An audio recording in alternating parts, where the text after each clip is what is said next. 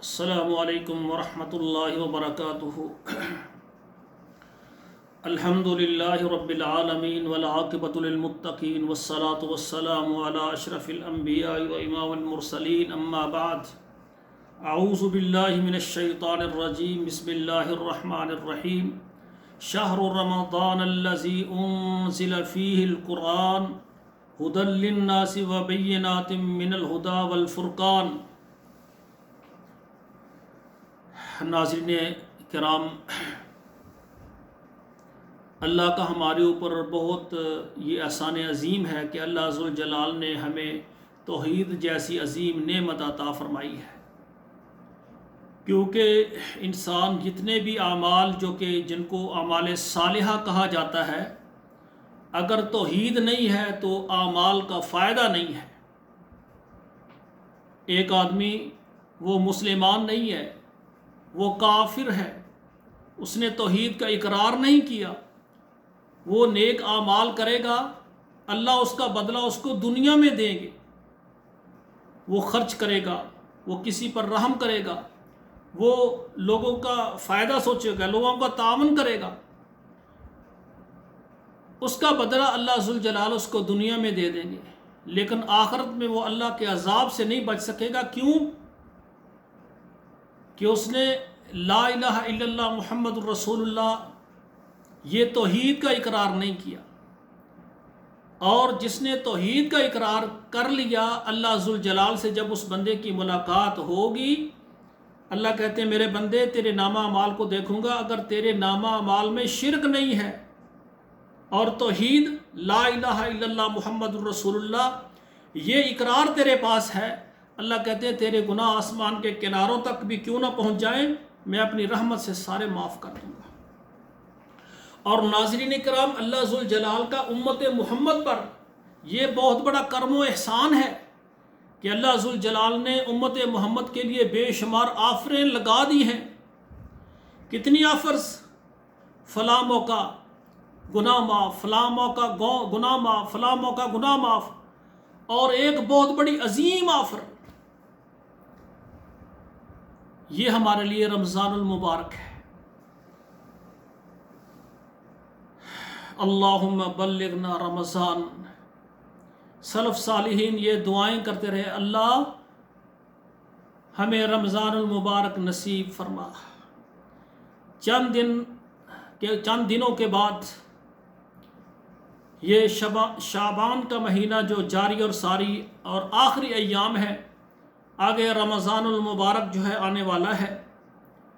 میں نے سوچا کہ رمضان المبارک کے لیے جو ہم نے تیاریاں کر لی ہیں تو اس معاملے میں بھی کچھ آپ سے گفتگو ہو جائے۔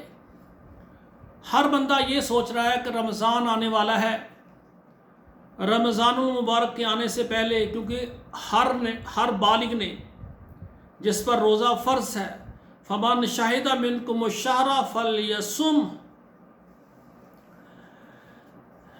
جو اس رمضان کے مہینے کو پالے تو اس پر روزے فرض ہیں۔ کوئی مریض ہے، بیمار ہے، اس کو اللہ نے رخصت دی ہے۔ بیمار آدمی صحت ہونے پر دوبارہ ادا کر سکتا ہے۔ مسافر آدمی جب سفر ختم ہو جائے حضر میں، وہ بھی روزے کی ادائیگی کر سکتا ہے۔ اگر کوئی اتنا بیمار ہے وہ بعد میں بھی رکھنے کی ہمت نہیں رکھتا، اتنا بیمار ہے، تو اللہ نے اس کو رخصت دی، وہ کسی کو رکھوا دے، لیکن روزے کی کسی کو معافی نہیں ہے۔ رمضان المبارک میں یہ روزوں کا رکھنا یہ اللہ کی طرف سے بہت بڑی رحمت ہے۔ اس کے ایک تو وہ فائدے ہیں جو اجر و ثواب ہے، اور حکمت کے اعتبار سے جسمانی صحت کو بھی اس کے بہت زیادہ فوائد ہیں۔ میرے بھائیوں، جتنے بھی اعمال ہیں اللہ ذوالجلال نے کرامن کاتبین فرشتے ان کی ڈیوٹیاں لگائی ہیں۔ اس نے نماز پڑھی ہے، اس کا اجر لکھ دو، اس نے صدقہ کیا ہے، اجر لکھ دو، اس نے جناب فلاں کو کھانا کھلایا، وہ اجر لکھ دو۔ جتنے اعمال ہیں ان کے اجر و ثواب کو لکھنے کا جو ہے اللہ ذوالجلال نے انتظام فرمایا ہے۔ الا الصوم وأنا أجزي به۔ اللہ کے رسول صلی اللہ علیہ وآلہ وسلم نے فرمایا کہ سب جو بنی آدم کے جو اعمال ہیں وہ اس کے لیے لکھے جاتے ہیں، الا الصوم وانا اجزی به۔ بندہ افطاری کے وقت دعا پڑھتا ہے، اللہم لک صمت وعلی رزقک افطرت، ذهب الظمأ وابتلت العروق وثبت الاجر ان شاء اللہ۔ اللہ کے فرشتے کہتے ہیں یا اللہ اس نے روزہ مکمل کر لیا ہے، اس کا کتنا اجر لکھوں؟ اللہ کہتے ہیں اس کے نامہ اعمال میں لکھ دو کہ اس نے رمضان کا پہلا روزہ رکھ لیا ہے، الصوم لی وانا اجزی بہ۔ بس پہلا روزہ، اس کا اجر کتنا وہ میں خود ہی لکھوں گا، میں خود اس کو دوں گا، فرشتے اس کا اجر نہیں لکھ سکتے۔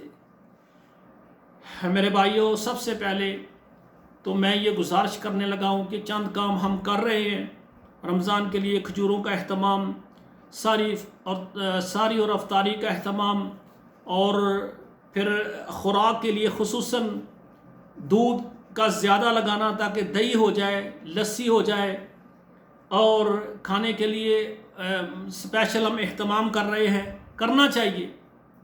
میں یہ نہیں کہتا کہ یہ نہیں کرنا چاہیے، رمضان کے اندر ساری افطاری کا انتظام کریں آپ، لیکن یہاں پر ایک میں گزارش یہ ضرور کروں گا، آپ میرے بھائی ہیں، آپ نے رمضان کے پورے مہینے کے راشن کا انتظام کر لیا، جام شیریں روح افزا کا انتظام کر لیا، دودھ کا انتظام کر لیا، چاول کا انتظام کر لیا، اور رمضان میں پکوڑے سموسے ہر گھر میں چلتے ہیں، بیسن کا انتظام کر لیا، گھی کا انتظام کر لیا، آپ نے اپنے گھر کی ساری ذمہ داریاں پوری کر لیں۔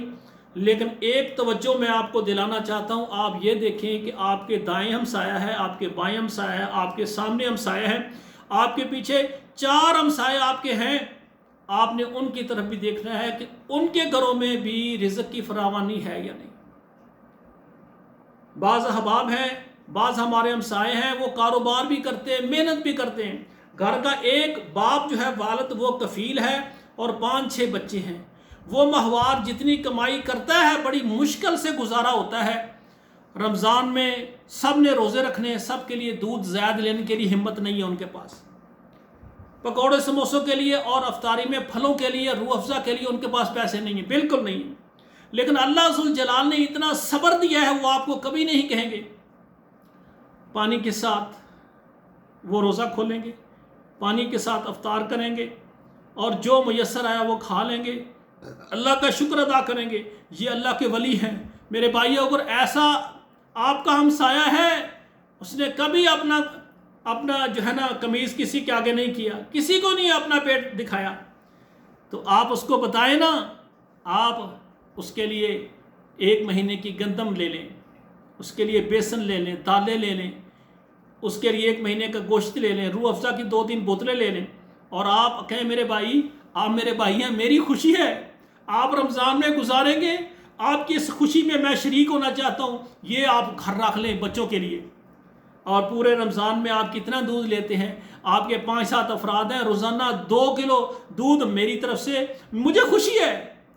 اللہ کے رسول نے فرمایا کہ جو کسی کی افطاری کروائے گا، کسی کا روزہ کھلوائے گا، جتنا رکھنے والے کو ثواب ہے اتنا افطاری کروانے والے کو ثواب، اتنا ساری کروانے والے کو ثواب ہے۔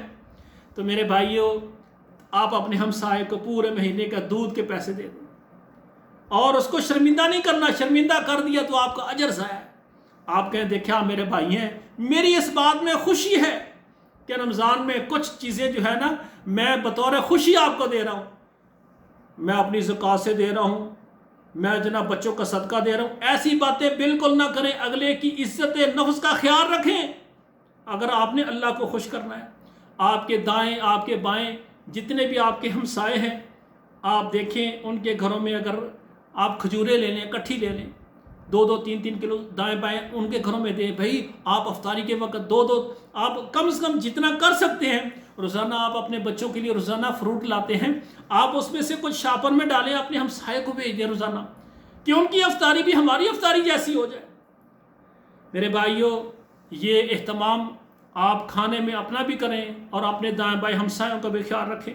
ہم نے پورے رمضان کے روزے رکھے، لیکن ہمارے ہمسائے کو دودھ نہیں ملا، ہمارے ہمسائے کو روح افزا شربت نہیں ملا، ہمارے دائیں بائیں ہمسائے وہ بیچارے خشک روٹی کے ساتھ اچار کے ساتھ سالن مہیا نہیں ہوا، ان کو دہی مہیا نہیں ہوا۔ ہم نے روزے بڑے شوق سے رکھ لیے ہیں، لیکن ان کے روزے اگر اس طرح فاقوں کے اندر گزرے تو میں سمجھتا ہوں اللہ کہیں گے تو نے تو روزے رکھے ہیں، لیکن اصل تجھے یہ احساس دینا تھا صبح سے شام تک بھوکا رہ کر کہ صبح سے شام تک ہم پانی نہیں پیتے، کھانا نہیں کھاتے، تو اس حالت میں انسان کا جسم کس قدر توانائی مانگتا ہے، خوراک مانگتا ہے۔ تو جو سارا سال میرے ہمسائے ہیں ان کے گھر میں کبھی سالن ہے تو کبھی دودھ نہیں ہے، کبھی دودھ ہے تو آٹا نہیں ہے، کبھی کوئی چیز نہیں ہے، تو میں نے ان کا احساس کیوں نہیں۔ یہ مقصد ہے کہ آپ کو احساس پیدا ہو کہ ہمارے ہمسائے جو ہیں سارا سال بھوک سے پریشان ہوتے ہیں، ہم ان کا خیال کیوں نہیں رکھتے۔ میرے بھائیوں، دوسری بات یہ ہے میرے بھائیوں، رمضان سے پہلے پہلے آپ دیکھیں کئی ایسے بھائی ہیں جنہوں نے لوگوں کا پیسے دینے ہیں، کسی سے ادھار لیا ہے یا کسی کا مال ہڑپ کیا ہوا ہے، میرے بھائیوں آپ اس کو واپس کریں۔ اگر آپ نے قرض لیا ہوا ہے، وہ بیچارہ بار بار چکر لگاتا، آپ نہیں دیتے، آپ اس سے مہلت لیں۔ آپ کے پاس اگر اتنا مال ہے تو آپ یہ لوگوں کا حق ادا کریں۔ اللہ ذوالجلال کہیں گے کہ تو نے فلاں کا دینا، فلاں کا دینا، تیرے پاس اتنے پیسے ہیں، تو ان کے مالوں کو جمع کر کے حرام کا مال کھا رہا ہے، اس یعنی افطاری ساری میں پیسے لگا کر کیا اجر ملے گا تجھے؟ اگر ہمارے اندر ہمدردی نہیں آئی۔ اسی طرح میرے بھائیو رمضان المبارک آ رہا ہے، خصوصاً آپ کی جو مساجد ہیں اس میں جو علماء کرام ہیں، آپ کی امام صاحب ہیں مسجد کے، خطیب صاحب ہیں مسجد کی خدمت صفائی کرنے والے ہیں، مسجد کے مؤذن ہیں، میرے بھائیو آپ ان کے لیے بھی الگ سے اگر مسجد کے انتظامیہ کا ایک منظم طریقہ ہے تو جو انتظامیہ کا صدر ہے اس کو آپ کہیں کہ قاری صاحب کی خدمت کے لیے، خطیب صاحب کی خدمت کے لیے اجتماعی طور پر ان کو دیں، تاکہ وہ ان کو اکٹھے اس حساب سے دیں تاکہ امام، خطیب، مؤذن اور صفائی کرنے والے ہمارے بھائی ہیں ان کی عزت نفس مجروح نہ ہو۔ میرے بھائیوں، اگر آپ سمجھتے ہیں کہ انتظامیہ جو ہے وہ سابقہ روایات کے مطابق 10-15 ہزار تنخواہ وہی دے گی، باقی مسجد پر خرچ کر دے گی، لیکن خطیب امام کو وہ بالکل نہیں دینا چاہتے، تو آپ ڈائریکٹ قاری صاحب کو، خطیب صاحب کو، آپ کے یہ مسجد کے یہ وہ بندے ہیں جو آپ کے قاصد ہیں، آپ کو اللہ کے راستے پر چلانے والے ہیں، آپ کو دین سکھانے والے ہیں، آپ الگ سے ان کو الگ کر کے آرام سے ان کی خدمت کر دیں۔ اور ایک خدمت کرنے کا بہت اچھا انداز ہے، میرے ایک دوست عالم دین تھے اور وہ نابینا تھے، ماشاءاللہ بڑے اچھے خطیب تھے، حافظ قرآن تھے، اور اللہ نے بہت علم سے نوازا تھا، بینائی ان کی نہیں تھی۔ تو کچھ احباب ان کو کہتے قاری صاحب آج رات کا کھانا آپ ہمارے گھر کھائیں۔ ٹھیک ہے جی، میں آپ کے گھر کھا لوں گا۔ ان کو کھانا کھلایا، دعوت کی، اور آرام سے ان کی جیب کے اندر قاری صاحب یہ کچھ پیسے ہیں، یہ آپ گھر میں استعمال کر لینا، تاکہ دوسرے کسی بندے کو پتہ نہ چلے۔ یہ نہیں کہ قاری صاحب کو 2-3 ہزار دے کے پورے محلے میں اعلان کریں جی میں قاری صاحب نے 2000 دیے ہیں، اس طرح علماء کی تذلیل نہ کریں۔ میرے بھائیوں، اگر آپ ان سے محبت کرتے ہیں کہ یہ اللہ کے دین کے پہرے دار ہیں، یہ ہمارے بچوں کو اور ہمیں دین سکھانے والے ہیں، آپ دائیں ہاتھ سے دیں تو بائیں کو پتہ نہ چلے۔ علماء کی خدمت کریں، میرے علماء کی خدمت کریں۔ اور اسی طرح میرے بھائیوں، رمضان المبارک میں آپ نے یہ عزم کرنا ہے کہ سنت کے مطابق آپ نے اگر میسر ہو کھجور کے ساتھ، پانی کے ساتھ اور افطاری کریں، اور روزہ جو ہے افطار کرنا ہے اس کی دعا ہے اللہم لک صمت وعلی رزقک افطرت، اور دوسری دعا ہے ذہب الظمأ وابتلت العروق وثبت الاجر انشاءاللہ۔ صاحب کا جس طرح ہم کھانا کھاتے ہیں بسم اللہ پڑھیں، یہ دو دعائیں ہیں، اللہم لک صمت وعلی رزقک افطرت یہ پڑھیں، اور ادھر سے لقمہ اٹھائیں، بسم اللہ پڑھیں، اور پھر ذہب الظمأ وابتلت العروق وثبت الاجر انشاءاللہ یہ دعا پڑھیں، اور کھانا کھانے کے بعد وہی الحمدللہ الذی اطعمنی ھذا ورزقنیہ من غیر حول منی ولا قوہ، دودھ پینے کے بعد اللہم بارک لنا فیہ وزدنا منہ۔ اور اسی طرح جب ہم سحری کرنی ہے، فجر کی نماز سے پہلے جب ہم نے کھانا کھانا ہے، روزے کو رکھنا ہے، تو اس وقت کون سی دعا پڑھنی ہے؟ تو دیکھیں جو نفلی روزہ ہوتا ہے نا، آدمی صبح اٹھتا ہے تو ٹائم ہوتا ہے فجر کی اذان سے پہلے، آج روزہ رکھنے روزہ رکھ لیں، نفلی کے لیے قید نہیں ہے، لیکن جو فرضی روزے ہیں اس کی نیت ضروری ہے۔ فرضی روزے کے لیے نیت، اب دیکھیں شعبان جب شروع ہو جاتا ہے ہم خوش ہو جاتے ہیں، اگر رمضان آنے والا ہے، پھر ہم کہتے ہیں رمضان کو 2 دن 3 دن رہ گئے ہیں، اب رمضان آنے والا ہے، اب رمضان کا چاند نظر آ رہا ہے، تو یہ نیت کر لینا کہ میں نے رمضان میں سارے 30 کے 30 روزے رکھنے، یہ نیت آپ کی ہو گئی ہے۔ اب رات کو آپ سوتے ہیں، آپ کہتے ہیں انشاءاللہ صبح جلدی اٹھنا ہے، صبح رمضان کا پہلا روزہ رکھنا ہے، پھر جی ہم نے دوسرا، یہ ایک نیت ہے، آپ کے دل سے ایک آواز ہے، دل سے ارادہ ہے کہ میں نے کل روزہ رکھنا ہے، ٹھیک ہے نا۔ لیکن یہ جو روزہ رکھنے کی نیت عام جو مروجہ وَبِصَوْمٍ غَدٍ نَوَيْتُ مِنْ شَهْرِ رمضان، میں کل رمضان کا روزہ رکھوں گی، یہ الفاظ یہ کسی حدیث سے ثابت نہیں ہے، یہ بنائے گئے الفاظ ہیں۔ تو میرے بھائیو، دین کی کوئی بھی بات ہے وہ شریعت سے ثابت ہے، بس نیت یہ ہو کہ انشاءاللہ میں نے کل روزہ رکھنا ہے، بس اس کے زبان سے الفاظ ادا کرنا وہ شریعت سے ملتے نہیں ہیں۔ آپ جتنے بھی دیکھیں گے کہ جن میں ساری افطاری کے اوقات لکھے ہوئے ہیں، اوپر دعا لکھی ہوئی ہے وَبِصَوْمٍ غَدٍ نَوَيْتُ مِنْ شَهْرِ رمضان، یہ الفاظ بالکل ثابت نہیں، یہ پڑھنے کی ضرورت نہیں ہے۔ صبح جب آپ نے کھانا کھانا ہے بسم اللہ پڑھیں اور کھانا شروع کر دیں، اور کھانا کھانے کے بعد آپ آرام سے جو ہے نا وہ دعا پڑھیں جو کھانا کھانے، الحمدللہ الذی اطعمنی ھذا ورزقنی من غیر حول منی ولا قوة، الحمدللہ الذی اطعم وسقا وصوغہ وجعل لہ مخرجا۔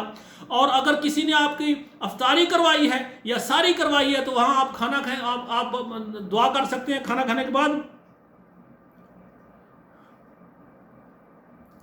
اکل طعامکم الابرار اکل طعامکم الابرار وصلت علیہم الملائکہ وافطر عندکم الصائمون۔ میرے بھائیو، جو دعائیں رسول اللہ نے بتائی ہے وہ بھی آپ یاد کریں، اور رمضان المبارک کو ہم نے گزارنا کیسا ہے، اللہ سے دعا کریں کہ یا اللہ، سب سے پہلی بات ہے کہ یا اللہ ہم مسلمان ہیں، ہم توحید پر چلنے والے ہیں، اللہ اگر ہماری توحید میں کہیں لچک ہے، کہیں شرک کی آمیزش ہے، یا اللہ ہمیں شرک سے پاک کر دے، یہ دعا کریں کہ اللہ ہمیں شرک سے بچائے۔ ایسا شرک ہے، زبان سے کوئی ایسے الفاظ جن کا پتہ ہی نہیں تو ہو گیا ہے، اللہ سے کہیں کہ یا اللہ ہر کسی قسم کے شرک سے مجھے پاک کر دے۔ اور اس کے بعد رمضان میں جتنے بھی اعمال ہیں سنت کے مطابق کرنے ہیں، جس طرح رسول اللہ صلی اللہ علیہ وآلہ وسلم نے بتائے ہیں اس کے مطابق روزہ رکھنا ہے، روزہ افطار کرنا ہے سنت کے مطابق، نمازیں ادا کرنی سنت کے مطابق، سنتیں پڑھنی ہے سنت کے مطابق۔ دین وہ ہے جو رسول اللہ صلی اللہ علیہ وآلہ وسلم کے بتائے ہوئے طریقے کے مطابق ہو میرے بھائیوں۔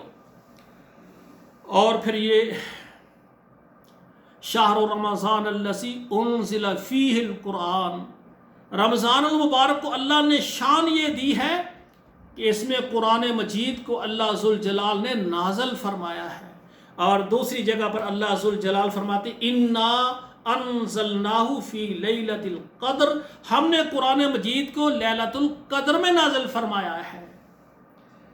اب سامعین کرام، یہاں پر تھوڑی سی وضاحت کر دوں کہ نبی علیہ الصلوۃ والسلام مکے میں ایام گزارے ہیں، مدینے میں کچھ صورتیں مکی ہیں کچھ مدنی ہیں۔ 23 سالہ دور نبوت میں تھوڑا تھوڑا قرآن ضرورت کے مطابق اترتا آیا ہے، لیکن اللہ ذوالجلال تو فرما رہے انا انزلناہ فی لیلۃ القدر، انا انزلناہ فی لیلۃ مبارکۃ انا کنا منزلین۔ اللہ نے اس مبارک رات میں قرآن، تو اس کا کیا معنی ہوا؟ اس معنی کو سمجھے، لوح محفوظ سے آسمان دنیا تک ایک ہی وقت میں یہ قرآن انا انزلناہ فی لیلۃ القدر، یہ قدر والی رات میں اللہ نے اتار دیا ہے۔ آگے پھر آسمان دنیا سے آگے نبی علیہ الصلوۃ والسلام کے سینہ مبارک پر پہلی وحی بسم اللہ الرحمن الرحیم، اقرأ بسم ربک الذی خلق خلق الانسان من علق۔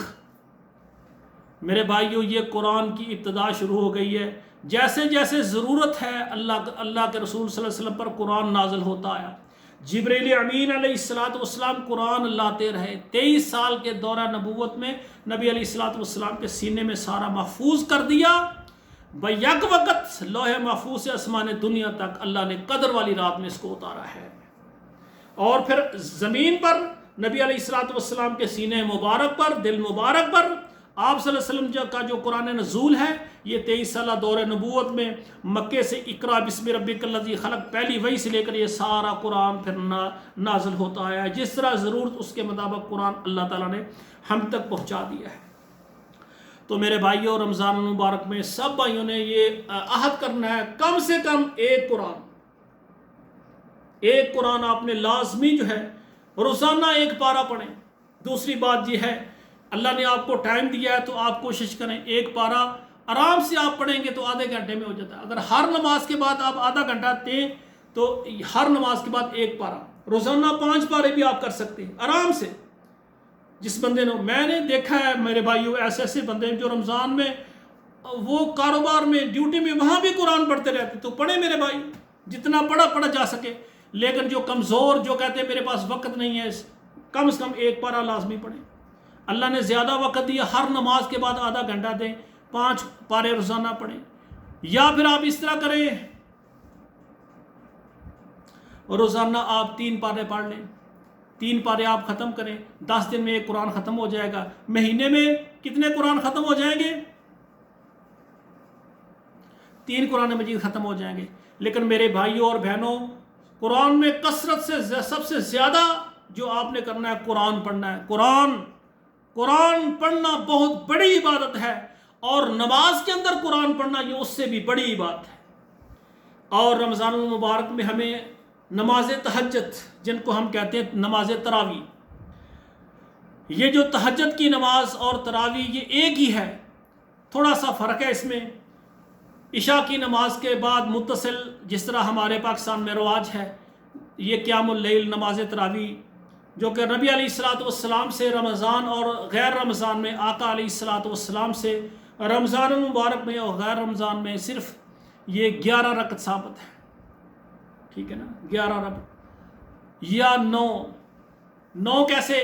8 تو ہو گئی 2 کر کے، اور 1 وتر ہو گیا، یہ 11 ہو گئی، ٹھیک ہے نا۔ آگے 8 ہو گئی تراویح، اور آگے 3 وتر ہو گئے تو یہ 11 ہو گئی۔ وتر 1 پڑھیں تو 9، وتر 3 پڑھیں تو 11۔ رمضان اور غیر رمضان آقا علیہ الصلوۃ والسلام نے اس سے زائد نہیں پڑھی ہے۔ میں ایک تقریر سن رہا تھا، ہمارے بہت ہی داعی اور مبلغ مسلمانوں کے عظیم خطیب مولانا طارق جمیل صاحب، وہ بیان فرما رہے تھے کہ اماں جان عائشہ رضی اللہ تعالیٰ عنہا سے یہ روایت ہے کہ آقا علیہ الصلوۃ والسلام رمضان میں اور غیر رمضان میں 11 سے زیادہ نہیں پڑھتے تھے۔ تو میرے بھائیوں، ہم اپنی طرف سے ہم 20، 25، 30، 40 پڑھیں، لیکن اگر رسول اللہ کے طریقے کو سامنے رکھتے ہیں، سنت، اگر آپ سنت پر عمل کرنا چاہتے ہیں تو آپ 11 پڑھیں، آپ کو ساری رات کی عبادت کا اجر و ثواب ملے گا انشاءاللہ تعالی۔ تو رمضان میں متصل، اور یہ متصل پڑھنا اللہ کے رسول سے ثابت ہے، یہ کوئی بدعت نہیں ہے، ثابت ہے۔ اللہ کے رسول صلی اللہ علیہ وسلم ایک دن مسجد میں آئے، آپ صلی اللہ علیہ وسلم نے رات کو آپ صلی اللہ علیہ وسلم نے قیام شروع کر دیا، رات آدھی ہو گئی۔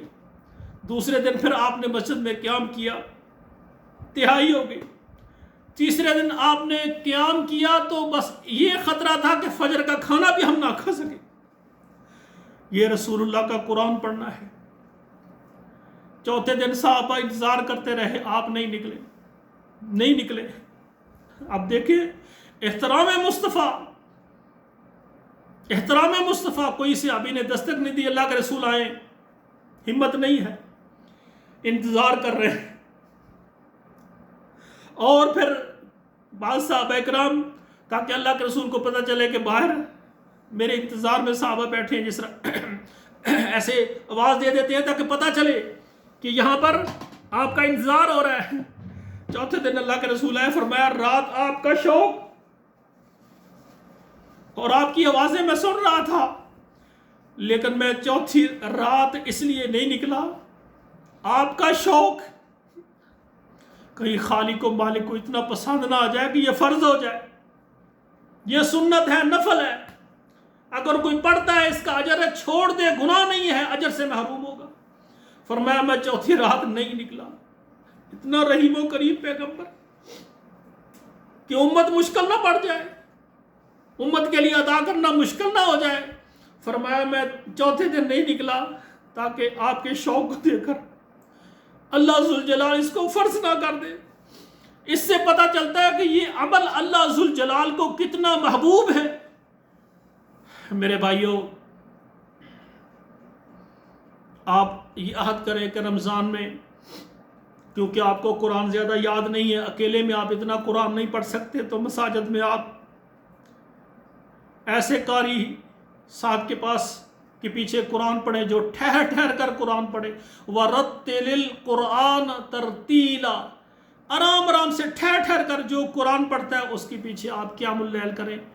ہاں، اگر اللہ نے آپ کو ہمت دی ہے، اللہ نے قرآن آپ کو کچھ حصہ یاد ہے، تو آپ خود تہجد میں، رات کے پچھلے ٹائم میں یا رات کے کسی بھی ٹائم میں جو مناسب سمجھتے ہیں، آپ خود، یہ ہے علیحدہ نماز، یہ اجتماعی نماز نہیں ہے۔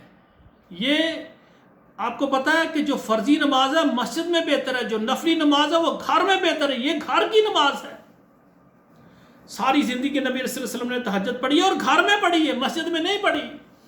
3 دن صرف شوق کے لیے اللہ کے رسول نے پڑھائی ہے، تاکہ امت کے لیے آنے والے وقت میں اس کا پتہ چلے کہ یہ جائز ہے کام، امت کو دین سمجھانے کے لیے۔ لیکن ساری زندگی اللہ کے رسول گھر میں ہی تہجد پڑھتے رہے، اپنے گھر میں۔ تو میرے بھائیوں، ہم نے قیام اللیل کرنا ہے، اور اللہ کے رسول صلی اللہ علیہ وآلہ وسلم نے فرمایا من صام رمضان ایمانا واحتسابا غفر له ما تقدم من ذنبه، فرمایا جو آدمی رمضان کا قیام کرتا ہے اجر و ثواب کی نیت سے، اس کے پچھلے سارے گناہ اللہ معاف فرما دیتے ہیں۔ جو رمضان کے مکمل مہینے کے روزے رکھے اس کی ساری زندگی کے سارے گناہ معاف ہوں۔ لیکن بھائیو یاد رکھنا، قرض معاف نہیں ہے۔ اگر اس نے کسی کے پیسے کھائے ہوئے ہیں نا، قرض نہیں ادا کر رہا اور سمجھتا ہے میں نے روزے رکھ لیے اور میرے قرض والا گناہ معاف ہو گیا، یہ حقوق العباد ہے، یہ بالکل معاف نہیں ہو۔ جو حقوق العباد ہے، چاہے آپ نے کسی کے پیسے لینے، چاہے کسی کی جائیداد آپ نے غصب کی ہے، چاہے آپ نے اپنی بیٹیوں اپنی بہنوں کی وراثت کا مال آپ نے ہڑپ کیا ہوا ہے، وہ آپ کو دینا ہوگا، ورنہ وہ قبر کی آگ سے جہنم کی آگ سے آپ کو قبر کی سختیوں سے بچا نہیں سکے۔ میری گزارش ہے بھائیوں سے، اپنی بہنوں کا وراثت کا مال ہڑپ نہ کریں، ان کو دیں۔ والدین سے گزارش ہے کہ وہ یہ وصیت کریں کہ میری جو جائیداد ہے بیٹوں کے درمیان اور بیٹیوں کے درمیان شرعی طریقے سے تقسیم کر دی جائے۔ میرے بھائیوں، ظلم نہیں کرنا کسی کے اوپر بھی۔ ایسے بھائی جو بہنوں کا مال ہڑپ کر کے اور رمضان میں لاکھوں خرچ کرنے کے بعد وہ سمجھتے ہیں ہم بہت بڑے عابد زاہد اور ہماری عبادت قبول ہو گئی ہیں، آپ نے اپنے آپ کو ابھی تک جہنم کی آگ سے آزاد نہیں کیا، آپ نے بہن کا حق نہیں ادا کیا۔ اور بھائیوں میں سے جس بھائی کا ذرا اختیار زیادہ ہو جاتا ہے یا والدین اس کے ساتھ تھوڑی سی محبت کرتے ہیں، تو وہ اپنے چھوٹے بھائیوں کا یا چھوٹے بھائیوں میں جو مضبوط ہو بڑے بھائیوں کا سب کا وہ حق مار جاتے ہیں۔ میرے بھائیوں، یہ حقوق العباد ہے، یہ معاف نہیں ہوگا۔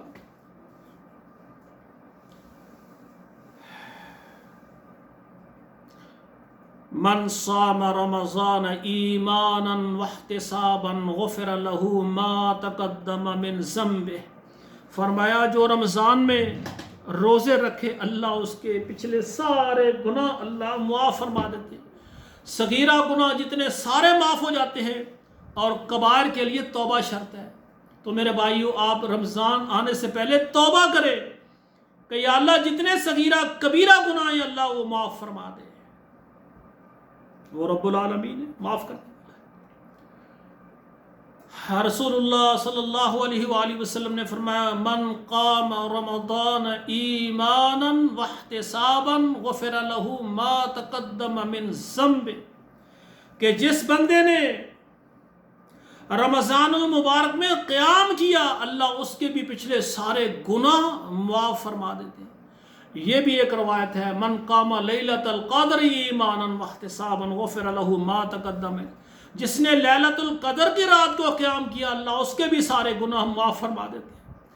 خیر من الف شہر، ایک رات جو ہے تاک راتوں میں سے ایک رات بہتر ہے. آپ کو نہیں پتا کون سی رات ہے، ساری تاک راتوں میں آپ عبادت کریں، استغفار کریں. اللہم انکا عفو تحب العفو فاعف عنی، یہ دعا پڑھیں جو کہ اللہ کے رسول نے اما جان عائشہ صدیقہ رضی اللہ تعالی عنہا کو یہ یاد کروائی.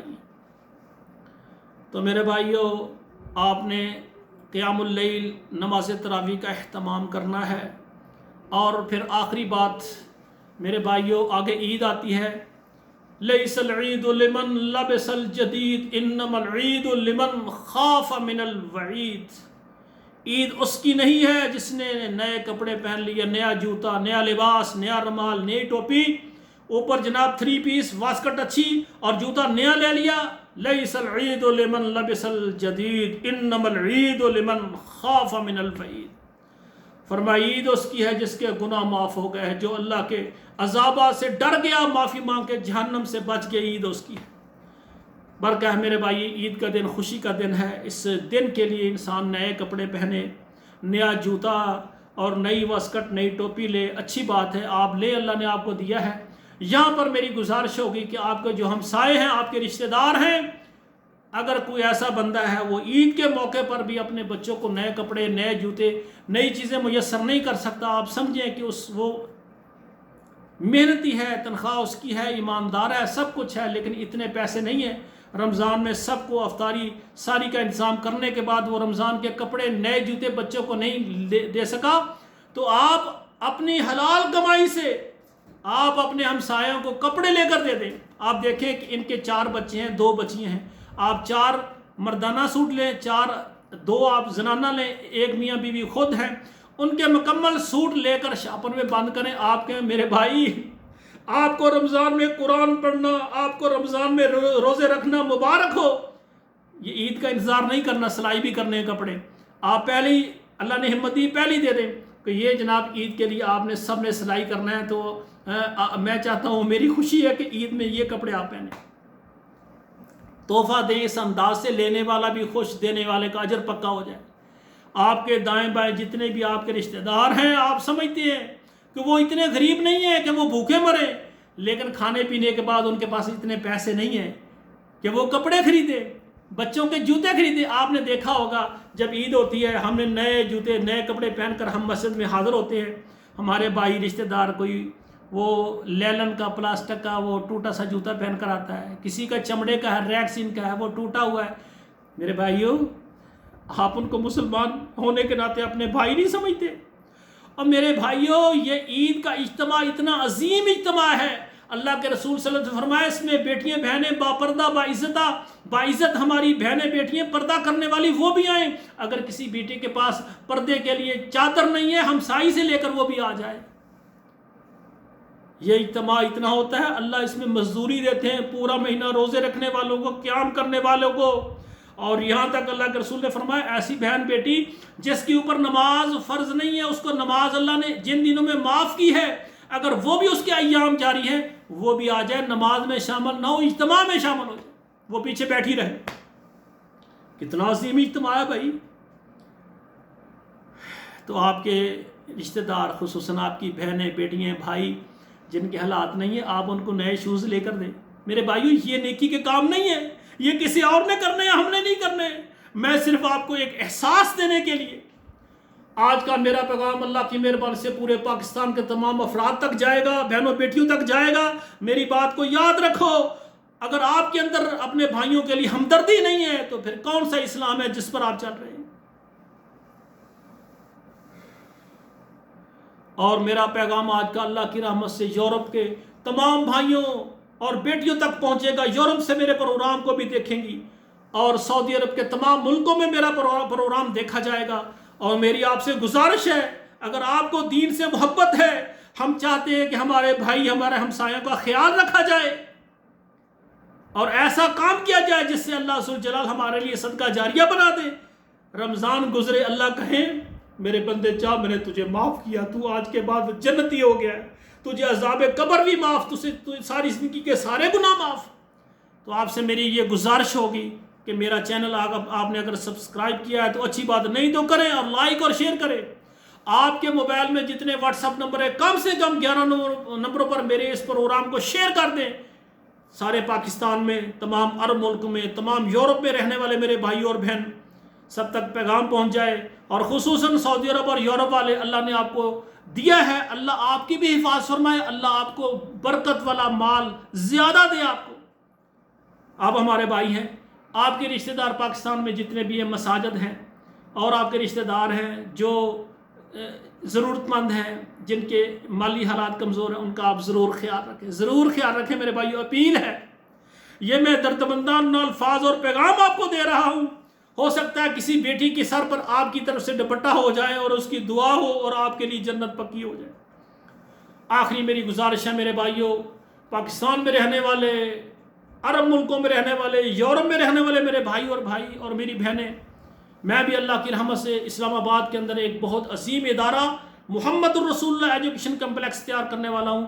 اس ادارے کے لیے جگہ، اس کی تعمیر کے لیے، اس کے ماہوار اخراجات کے لیے بھی آپ میرے ساتھ ملیں.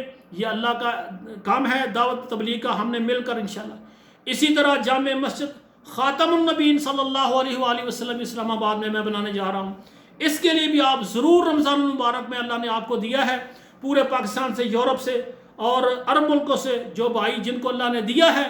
بعض خواتین ہیں، بیوہ ہیں، اور وہ کہتی ہے ہمارا خاوند ہے، اس کے 5-7 مکان ہیں، کچھ پلاٹ ہیں، کچھ ایکڑ زمین ہے، ہم اتنے ایکڑ، اتنے پلاٹ، اتنے مکان ہم اللہ کے لیے دینا چاہتے ہیں. تو میرے بھائیو، آپ میرے ساتھ شامل ہو. ہم نے مل کر اللہ کے دین کو غالب کرنے کے لیے عظیم مرکز ہم نے اسلام آباد بنانا ہے. انشاءاللہ اگر آپ 1 ایکڑ زمین، آپ 1 مکان، 1 پلاٹ ہمارے اس ادارے کو دیں گے، انشاءاللہ جنت میں آپ کا گھر پکا بن جائے گا. ہم کوشش کر رہے ہیں کہ ہمارے مال اللہ کے راستے میں لگے.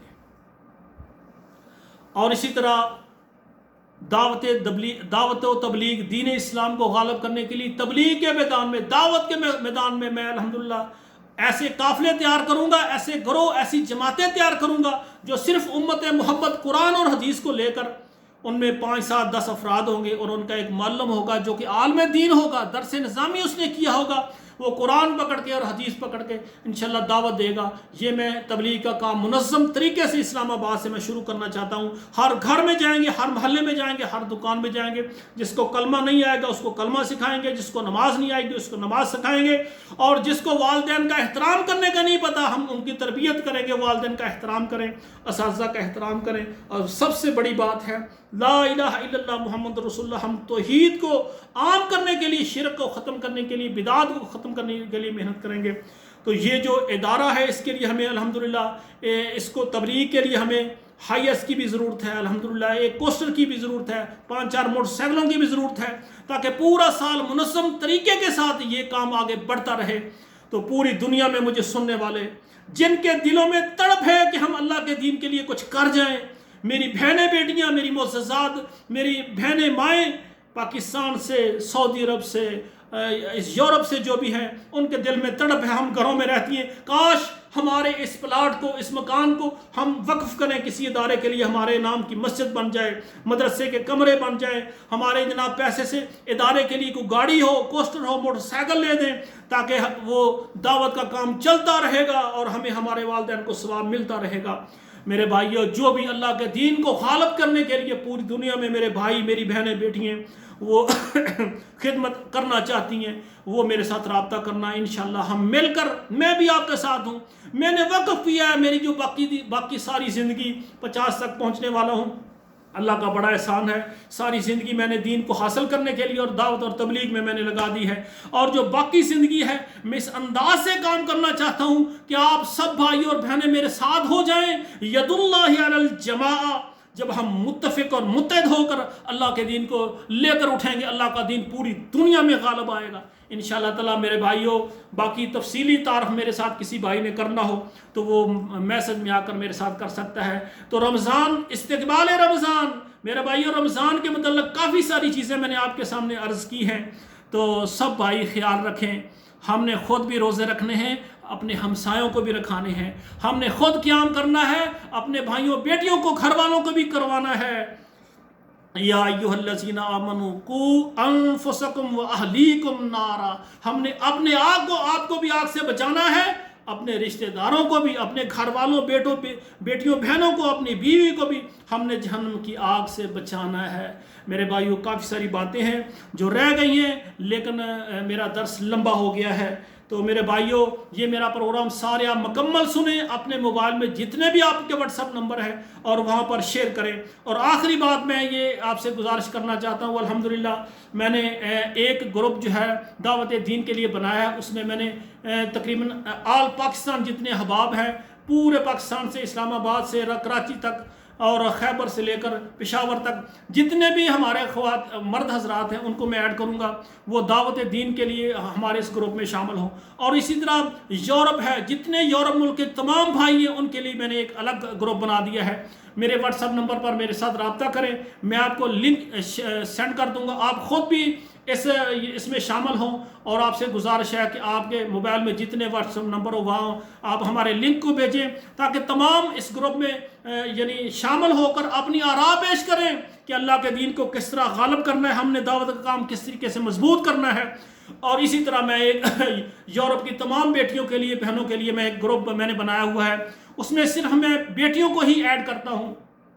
تو تمام مجھے دیکھنے والی جو خواتین حضرات ہیں جو اس اسلامی اور دینی گروپ میں آنا چاہتی ہیں، وہ میرے ساتھ رابطہ کریں، انشاءاللہ تعالیٰ اس میں دین سکھایا جائے گا اور دعوت کے کاموں کو منظم طریقے سے ہم چاہتے ہیں جس طرح ہم مرد حضرات کام کر رہے ہیں، ہماری بیٹیاں بہنیں بھی اسی طرح مکمل دین کو غالب کرنے کے لیے ہمارے ساتھ آئیں۔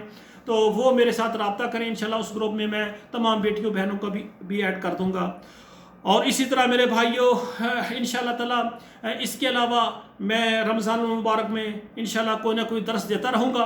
اور آپ میرا پروگرام جو ہے تھوڑا سا لمبا ہو گیا، آپ نے مکمل سننا ہے، سننے کے بعد انشاءاللہ آپ نے عزم کرنا ہے، یا اللہ ہم نے ساری زندگی تیری فرما برداری میں گزارنی ہے، اور اللہ سے دعا کرنی ہے رمضان کی ہر رات اور ہر دن میں، روزے کی حالت میں اور رات کو قیام کرتے ہوئے، یا اللہ وہ راستہ جو جنت کا راستہ ہے اس کو تو جانتا ہے، اہدنا الصراط المستقیم، اللہ ہم تیرے بندے ہیں، ہم تیرے سیدھے راستے پر چلنے کے لیے حاضر ہیں، اللہ ہمیں سیدھا راستہ چلا، جس راستے پر ہم چل رہے ہیں اگر یہ سیدھا ہے تو الحمدللہ، اگر اس میں کوئی کمی ہے، ہم دائیں بائیں ہیں، اللہ ہمیں سیدھا کر دے اس راستے پر، ہماری جنت پکی کر دے، ہماری نصیب میں بے شمار عمرے کر دے، بے شمار حج کر دے، مکہ اور مدینہ کی بے شمار زیارتیں ہمیں نصیب فرما۔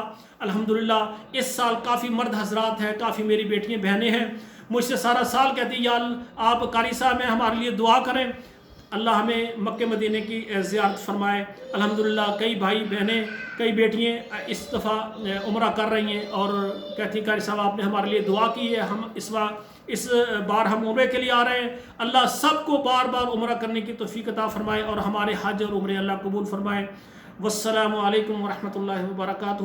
اقول قولی ھذا استغفر اللہ لی ولکم ولسائر المسلمین فاستغفروہ انہ ھو الغفور الرحیم۔